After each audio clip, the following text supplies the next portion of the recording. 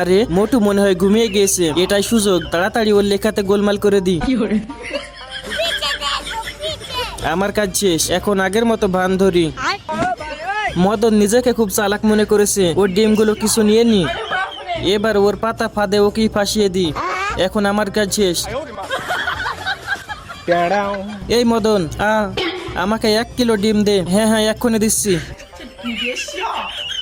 মোটু তোর ডিম নেবে না? ম্যাডাম, আমার দোকানের ডিম এতটাই স্বাদ যে আপনি পরের দিন আবার কিনতে আসবেন। এই দেখেন 1 কিলো হয়েছে। আমি হলাম এলাকার 1 নাম্বার ব্যবসায়ী। এই নাও টাকা। এই ম্যাডাম দাঁড়ান, টাকা কম দিচ্ছেন কেন? ডিমের দাম হচ্ছে 100 টাকা আর আপনি 10 টাকা দিয়ে চলে যাচ্ছেন। টাকা কোথায় কম দিয়েছি? এই দেখো, এখানে লেখা আছে 1 কিলো ডিমের দাম 10 টাকা। বাটপারি করার জায়গা পাস না, মুখ পোড়া।